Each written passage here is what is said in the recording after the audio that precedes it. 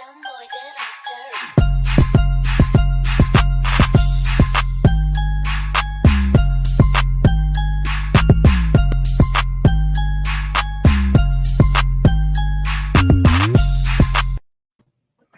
right, welcome back. What's up? Another episode of In the Green Bets. John Deere Classic this week, coming off the Travelers.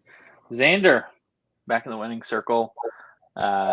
Been a while, I guess, unless you count Zurich, but not counting Zurich. So good to see him get the job done, even though he kind of didn't try to choke it, but he also was looking like he was going to lose another one.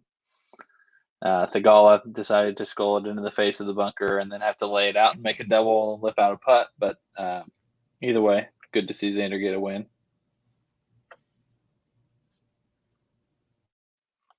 Having some technical difficulties from what I can gather with Grant here. But either way, Travelers is a fun tournament every year. It was cool to see kind of, Xander and Cantley rise up to the top of what was kind of an average field. Burns really put the screw on us a bit and one and done, but Xander at least birdied the last stuff that got us a 2-stroke margin, which was big time. I don't know what just happened there, but I lost connection there for a minute. But I'm back. We're good. Yes, 2-stroke margin. What a choke by Sahith. Xander gets a win when the players start to leave for another tour. Huh? Is that a coincidence or not? Yeah, I don't know. It sucks that between Xander's last real win and this one, I probably bet him like fucking a million times. And then I bet Spieth instead of him basically at ultimately very similar number. And Spieth, I don't even think he made the cut. So, but you'll have that. Yeah, I didn't have a very good week, but I mentioned betting Webb at the 30 and then betting his outright, which was actually, it turned out to be pretty good because he was only 5 shots back going into Sunday and finished in the top 20, which was good for me. Other than that, the NBA draft saved me. I had 2 bets that hit the Sharp under and the Dyson over. They went 7 and 8, so what a bet that was. Kind of saved me for my week. I tweeted out and add those things. I paired it with Spieth. Unfortunately, Spieth shot $1 billion over on the first day, and that was thrown out the window immediately. But not a terrible week. And we have this week where I don't really know what to think because we could either hit somebody huge or we also could get every single name wrong.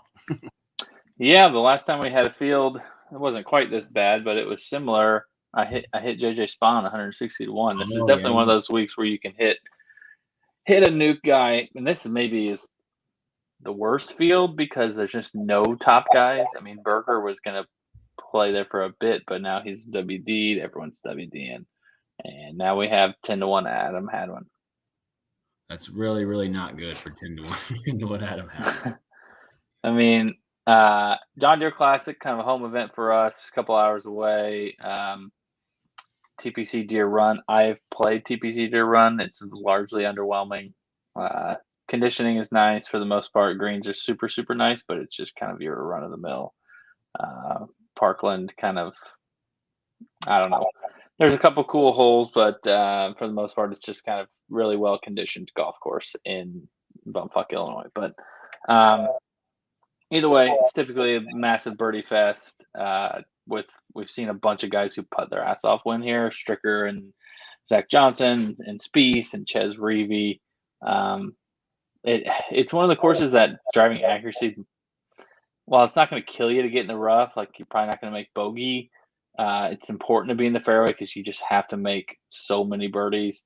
You're going to hit a bunch of wedges, so your good wedge players, obviously your good putters are going to be important. I read a couple PJ Splits, I think, tweeted this out.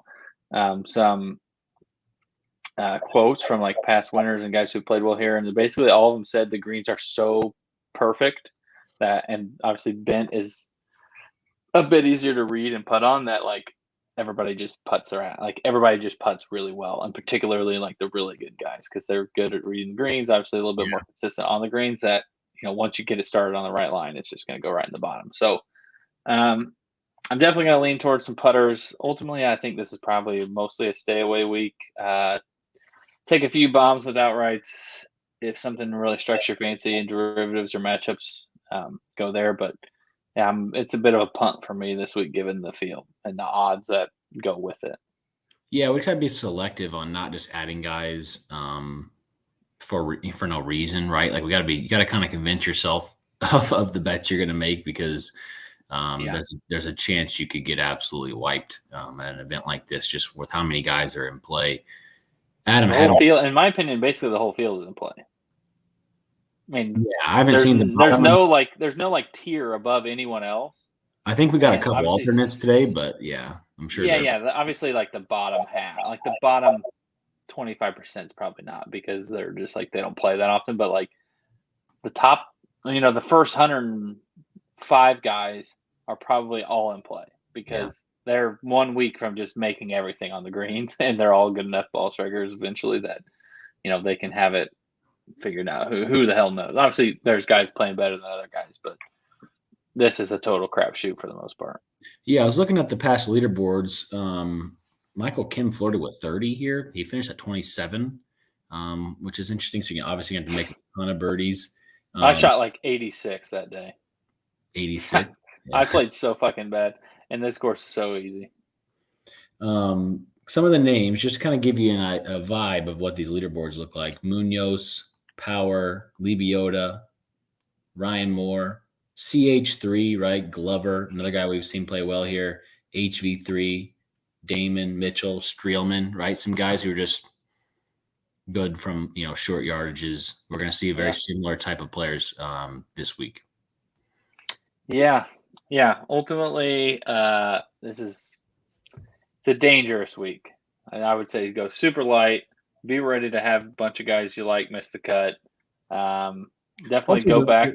The field next week is loaded, so it's okay to take a little bit Yeah, Scottish looks like super, super fun week. That's next week. And then Open Championship, obviously. That's why the field is so shitty. I mean, right.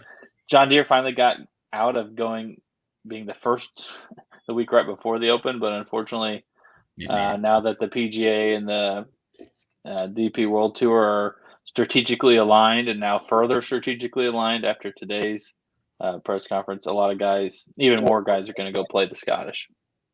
So it is what it is. 4th of July weekend too. Maybe drink some beers and take a like a little bit of light week. Maybe throw some bombs and then just worry about fireworks and beers after that.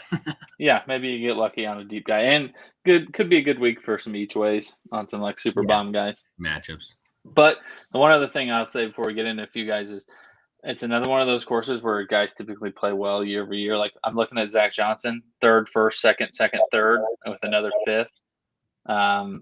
Ryan Moore's always done well here. Steve Stricker, like guys will play well multiple years. I don't know I wouldn't say necessarily fits certain types of players, but I would say guys who hit a bunch of greens and just give themselves a ton of looks is probably the type of guy that you're looking for. We've also seen some Midwest guys play good here. Some guys who are used to playing. Definitely, I think it's a bent thing to me, and like the style of golf course. So like Strick obviously is won twice. Zach Johnson's won twice. We've got a local guy we're probably interested in this week. So, let's look at some odds and see if there's anything that we're interested in ultimately. The odds are not good. Let's just start there. You have a lot of bad players priced really low. So below 25, Figala ends that group at 25. Who are you interested in? None of these guys here don't even consider it. Like they don't. Like Adam Hadwin, I don't think has a single one on tour. Webb has not played. He's played okay, but not very good for the better part of the last 2 years. Seabass doesn't win. Howell hasn't won in forever. Denny hasn't won. It's start lower. Just don't even. I know they could win, I suppose, but there's no difference between Seabass and any of these guys, honestly. Right. So I'm probably not honestly going to bet Thegal at 25, but that's maybe the first person I would consider, mostly just because of his form and the fact that he's proven that he can make a shitload of birdies. But that's not where I would start at all. And honestly, my card will be super short. I don't mind Todd at 35. He's been playing good. Didn't play great last week, but played well here last year or in his last time here. I'm not sure if it was last year. Hardy at 40-1. That's a terrible fucking number considering the number of PGA Tour events he's played, but he's been playing some very, very good golf since that. He talked about the U.S. Open. He had an injury, and ever since he's been back from the injury, he's played a lot better. But I think you've got a guy in the 40s here that you like, and I think that's a good place to kind of start. Yeah, I like Cam Davis at 45. He's 14th in my model, proven winner, which is nice, and he can put on a ball striking clinic, which is also something which I was kind of looking for here. Obviously, you have to get it with a putter, but the kind of step one is giving yourself those opportunities. His approach game has been really good, top 10 over the last 24 rounds. Ball striking in the top 20, as I just said. Also, putting has not been too bad. Total strokes gained, he's in the top 25 over the last 24 rounds, which I really like. Top 15 in birdies, we're going to make a ton of birdies. We've already kind of mentioned that. And when you go look at his name, if you can click on it there for the screen, if you go look at his bent putting, his bent is his best surface by far. So I really like that about Cam Davis, and I think that's where I'm going to start at 45. And he won Rocket Mortgage or 3M. He won Rocket Mortgage. A Midwest tournament played on bent. So, then that doesn't always hurt. I like his upside in the sense that, he's proven that he can win a golf tournament. And that's not a horrible number. John Huh's been playing super good, 45-1. I mean, super good for John Huh. Has a little bit of success here. Ches has a win here. I'm not opposed to him at 45-1. He topped 10 last week. So maybe he just kind of, finds it for a couple weeks here. And we've seen a bunch of repeat winners here, so I'm not opposed to that. We both don't mind Champ at 55. He's popped on some shorter courses, Birdie Fest courses. I couldn't tell you what his form is. I kind of don't give a shit with Cam Champ because it can pretty much come out of anywhere with him. So, he's one of the guys that so streaky, doesn't really matter. His form as far as modeling his different things is really, really bad. He's got 4 missed cuts in a row. But when you're looking at stuff like this, you're trying to take guys with the talent, and he clearly has it. We've seen him do it. And for some reason, he plays well in short courses. So why not play him on a short course in an absolutely horrible field?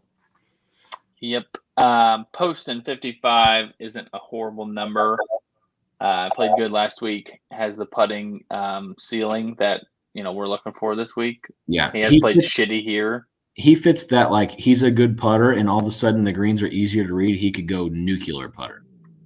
He has won a PGA Tour tournament also, so that's a thing. Adam Schenk, I think I had bet at like 100-1 last year, and he was like kind of in the hunt for quite a while. He's been good here. Past performance has been great here. I think he finished 6th and 4th the last 2 years. Fratelli is a previous winner. Not really interested in him. Svensson has played well here and has been playing some decent golf lately. Kind of fits the mold as the guy who, if he could run a hot putter, he could win. Bond's been playing decent this season. Obviously, he's had a couple good runs. I think he has some good play here. And then we're just getting into just take your pick. Lipsky popped in my model. Sam Ryder has had a couple decent rounds recently, a couple okay finishes in tournaments. I mean, you could take Zach Johnson at 100-1 just purely based on the fact that he's a million top fives here. But when we were talking before the show, I did some modeling on putting from 5 to 10 feet because I think that's going to be a pretty popular range this week on guys trying to make birdies. Some names in that group that we just mentioned: Svensson, John Huh, Todd, Adam Long, Cam Davis. Those are all guys we've mentioned, all guys who've been trending pretty well in the sense of birdie putts. So I think that fits. Also, those could be some par saves too, which always helps when you're trying to contend and not go. You never want to go the opposite direction. Not in a tournament like this. That's right. A fact. I'm looking here to see if there's any guys that are playing well recently that we should be considering. Brandon Wu at 150. If you want to take a dart, he's a guy who just played well on I think that was a super easy course, right? There's a lot of guys that have a bunch of MCs here, but Hayden Buckley has a couple good finishes, and his game, in theory, fits this golf course in terms of like shorter hitters.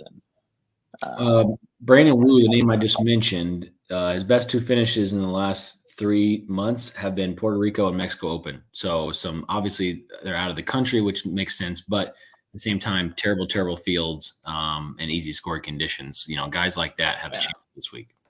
Yeah, so I mentioned Sam Ryder. I know this doesn't look great, but 35th, some good finishes here. Chesson Hadley is actually kind of sneaky. Like, he didn't play, obviously, for a few weeks there. 5th last week. We saw him pop at Congaree last year with making a bajillion birdies. A couple okay finishes at this tournament. He's also a really good putter. You could take Ryan Moore. He's made 2 cuts in a row, and obviously he's been super good here. You could do way worse than Ryan Moore, I would guess. Matt Wallace has shown a little bit of form. Seems like a guy that's capable of winning.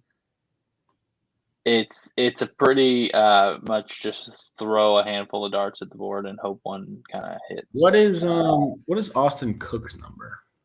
Marty Laird, 13th last week. Couple decent finishes here. His putter is probably prohibitive of him winning because he's a fucking awful putter. But I kind of sneaky like Svensson. Trending the right way recently. 18th 2 years ago. Kind of models the right way for me, what I'm looking for. Chris Gotterup, young guy, just come out of Oklahoma. He was like NCAA Player of the Year. Played, I think, pretty good last week, right? 35th. So 35th. An improvement. Made the cut at the U.S. Open, which is always nice to see. 7th at Puerto Rico and like a second start. So you could probably do worse than him at like 140 to 1 or whatever he is. I don't know. You typically don't win that early, but he was also like the best college player. We saw Wolf come out and win like right away on an easy course like that. So he's used to, making a bunch of birdies on, college golf courses. So name I just mentioned, this is a 300 to 1. I want to mention it just in case somebody wants a super bomb. Austin Cook at 300. He gained 9.6 strokes putting at RBC. And bent is his best surface by far. So he's made 2 cuts in a row, which is okay. But at the same time, we just need some guys who have some super fire in their hands and can unleash. And he's got that. He showed it. So, he's a dart that you could maybe talk yourself into, because once you get down here at the bottom, there's not much to look at. It's pretty bad. David Lingmurth, he's been hurt for a better part of like the last 4 years, but he was leading the U.S. Open like through 40 holes. He is like a borderline midget. He's super short. He doesn't hit it very far either, and is a very, very good putter. If he can pop for 36 holes at the U.S. Open, he can probably pop here. I have no idea what his form is like here. I didn't even know he was in the field, if I'm being perfectly honest. Pretty bad form here, but we didn't talk about CT Pan. I kind of liked CT Pan at 55 too. I forgot. I was betting CT Pan for a while earlier this year. It was going pretty well, and then he's kind of petered out a bit, as CT Pan tends to do. His 55 number is not the worst thing ever. He gains on bent, which is nice. He was really bad on Bermuda, so it's clearly something going on there. His irons were really bad last week, but before that, he hasn't lost strokes with his irons since February. Yeah, very good. That was when I was betting him. Oh, yeah, so there's really good. He'd be maybe more of a placing, but I do like him this week. 34th in his history at Deere. So, it's pretty ugly. What I would say is like find somebody who's made a handful of cuts in a row, and that is typically a better, like the putting is their strength, and go from there. I mean, we even see like Matt Wallace at 130 is intriguing. He's made a bunch of cuts, and he's definitely a talented guy. He's kind of in his own head a decent amount, but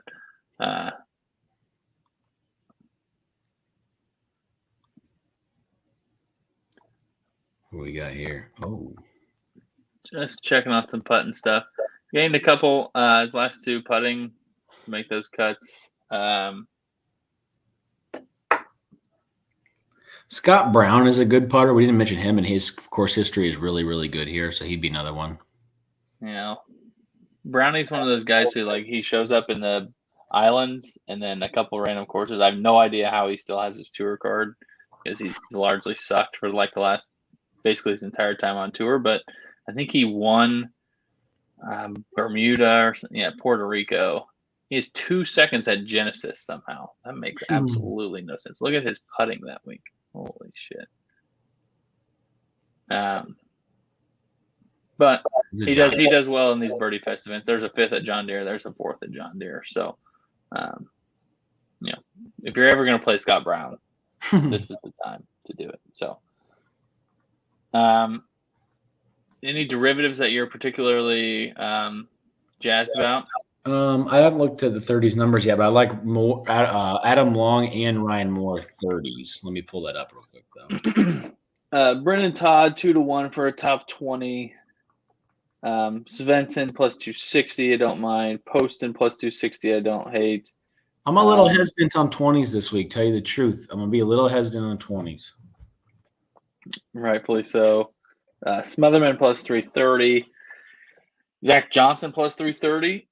Ryan Moore plus 350. Those 2 guys obviously have some serious pedigree here. So those are pretty decent numbers. I know they're both washed up, but he's 225 top 30. So I would suggest that over the 20. Who? Ryan Moore. Yeah, probably a bit safer. Adam Long is 110, which is not a great number, but I do think he plays well this week. Matchups. Yeah, that's just a fucking coin flip because anybody could go nuts, but anybody also could just miss the cut. This is not the week to fade. This is more so the week to pick guys you like. Because fading here is impossible because all these guys are so unpredictable. It's not, you can't fade a person. That's just against the rules. Like that's not how fading works. So, it's gonna be tough. It's gonna be tough. Nothing like obviously stands out to me. Todd over Jason Day. Like I don't understand why Jason Day. Jason Day is probably the biggest name in the field. I assume he's playing because he's gonna like lose status if he doesn't like get some fucking points here. I mean, he hasn't barely played, and he hasn't played good when he's played. Right. Adam Hadwin is the favorite over Webb Simpson, but plus 105 in the matchup against Webb Simpson. So if you want to take the the odds against yourself or against the matchup, there would be probably a good idea. Jason Day's bad. Long over McCarthy. I don't mind that. Long's the dog in that. I think he plays well this week. I just kind of mentioned that. Thigala is the dog against Jason Day. I'm 100% betting that. Who? Thigala over Jason Day, minus 110. I like that.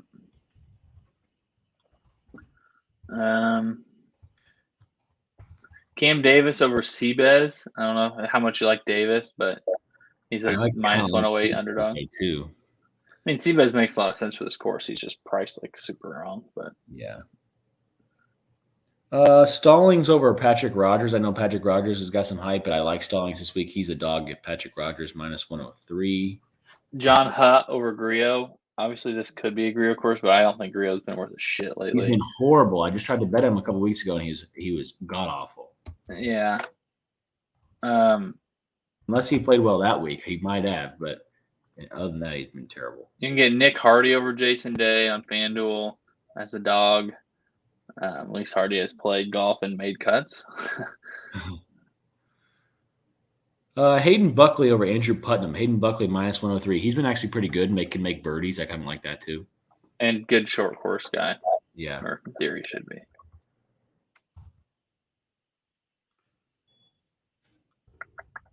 That is all I am really seeing. It's pretty fucking bare. You said Huh over Lanto or Huh over who?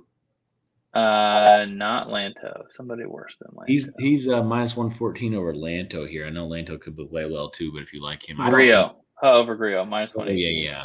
Let me look up Griot real quick before I commit to that. Griot's putting has been atrocious. Shocker. He had a couple okay finishes there. Oh, yeah. So back here at the players on, that's when I started looking into him, and then he was god-awful. And then he kind of came back a little bit. And the putter is be careful. Griot kind of pops in events like this. You got to be a little – although he's more of like a He's kind of like a fall cold weather where they go offshore type of guy, I think, but that's all right. Yeah. He's definitely done some damage on the islands. I'm from shorting this. Island swing, Grillo's keeping his tour card. Yeah, if you look at like his finishes, like Puerto Rico, OHL, Corrales. Bermuda, Corrales. It's a bunch of stuff like that. Puerto Rico getting the players, but I would pick guys you like. That's my advice this week for matchup: is don't fade. Pick guys you actually like. Let's see who I have available for one and done. This pretty is much the whole field. I think Jason Day is the only player in this whole field that I have picked. I have the entire field besides Adam Hadwin, which I'm totally fine not having. I picked him at the Valero Texas Open, and I think I had Day at Pebble Beach. He was in like 4th going into the final round and finished like 40th. Hadwin got me $300K, so I can say thanks to him for that. I am interested in Adam Long. I'm interested in Scott Stallings.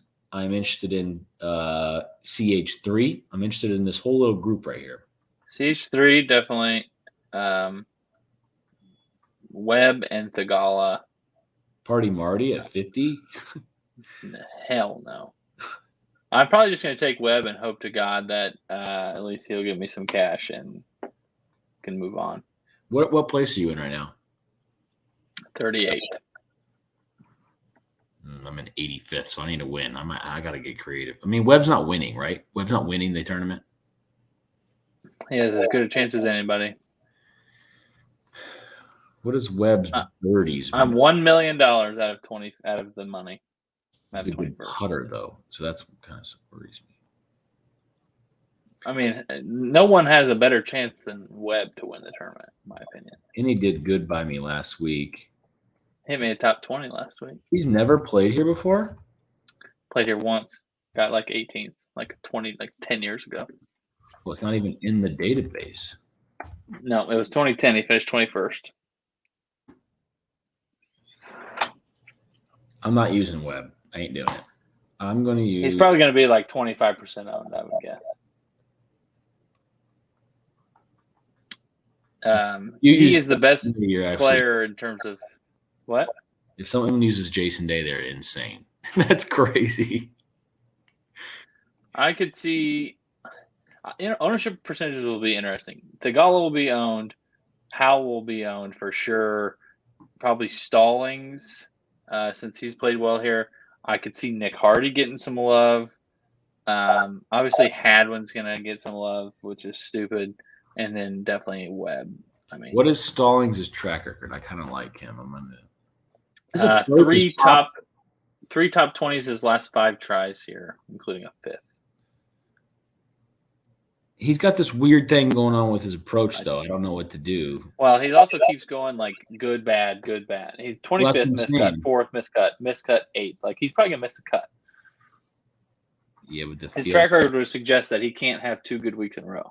Average strokes gained by round difficulty. He loses strokes in average and difficulty, and is gains by like 1 million on easy. Scott Stallings does. So this is where he like thrives and makes his money. Definitely. It might be. This is where you got to. I'm interested. I think I'm going to lean towards Scott Stallings, but I'm going to look at it tonight, I guess.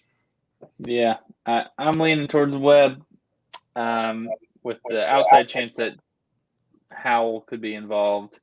And there's like a super outside chance that I can just take a Nick Hardy shot in the dark and hope that he wins. What about McNeely? Nope. He hasn't finished better than 32nd since in like 11 weeks. Yeah, I don't want that either. Decent finish here last year though, and he can get super hot with the putter too. I mean, it wouldn't surprise me if he popped, but right. I don't know. NBA draft. Immediate reactions, or what was your kind of like? Who won the draft for you? Who do you think performed well? Obviously, we don't know because it's hard to tell on guys, but like, who do you think acted well? Well, like the team that got the luckiest was Detroit. I think. I mean, I'm not like the biggest Jaden Ivey guy, but like they were probably pumped. But I said the same thing about Suggs last year. I was a Suggs guy, or I figured Orlando had to be pumped, but. He wasn't very good. At the end of the year, he was going okay, so it could be okay. I thought that, and Detroit, because they got Dern. I'm not a huge Dern guy because I just don't think big guys help you, but they didn't give up much to get him. And he's like, everybody, all the guys who actually know what they're talking about seem to like him. He's a freako. So I don't know. Obviously, I think the Thunder did well just because they gave up nothing and they got to pick 3 times in the top 12. That's always, obviously, you're trying to get as many shots as you can. Yeah. The Warriors got a super talented guy who's probably a head case with like the 30th pick. So that's always, I'd be nervous if I was other teams and they got a guy who was a top 5 prospect or top 10 recruit on their team for nothing. He probably won't work out, but he's ginormous. Yeah, I like the kid, the Serbian that Miami took, the Jovic. The Jokic knockoff. Yeah, the Jokic knockoff. He doesn't play like Jokic, but hopefully he has that sort of developmental, shoot up like he does, because he could be awesome if he could actually end up making threes. I was interested. Did the Kings mess it up, or did the Kings actually take?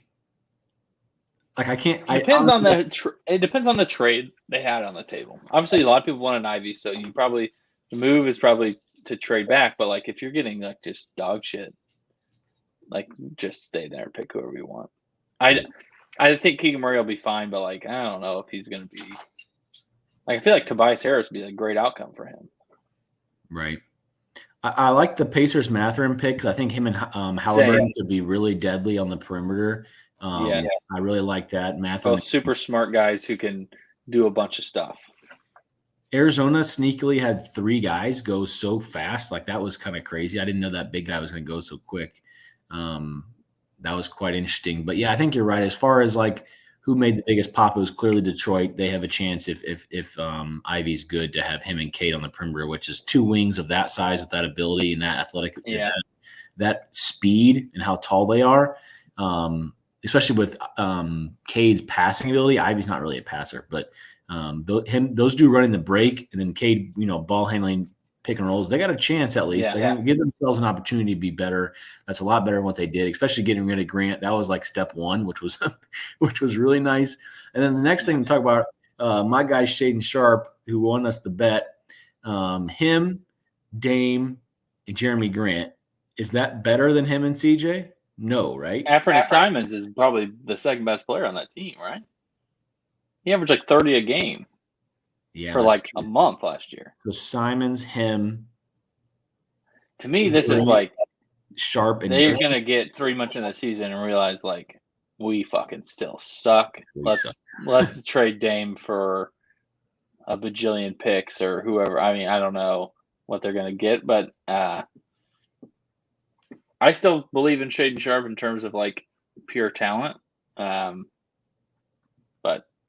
the guy that I liked that he went like in a spot people thought was Agbaji from Kansas. I know he's not going to be amazing, but like he's tall as shit. He's like legit 6'7" or whatever he is. Shoots it really well. Awesome defender. Super smart. It's like those guys usually just work out. Like, could he be like slightly less athletic Desmond Bane? Probably. He can't score quite as efficiently, but like very good defender, really smart, makes threes. Like he fits their mold as far as like smart. He's like Isaac Okoro, who if he could shoot, like he's just walking in. He's like, but taller. Yeah, Okoro might be like a little more athletically gifted. Yeah. But yeah, I think he fits their mold, especially their like young core, but yet he's got a little age in him. He's got some winning pedigree in him, makes shots that obviously fits what they want to do. If he's decent and can play a decent, I mean, he could be like a Cam Johnson type impact for a team like that, especially if Mobley and Garland can kind of figure something out as far as a 1-2 punch that's like an actually legit, team, duo that can win games in the East. But it'll be interesting. Kyrie opts in, obviously. Russell Westbrook opts in, obviously, because nobody else wants him. Why would they not opt in? One other thing, Memphis.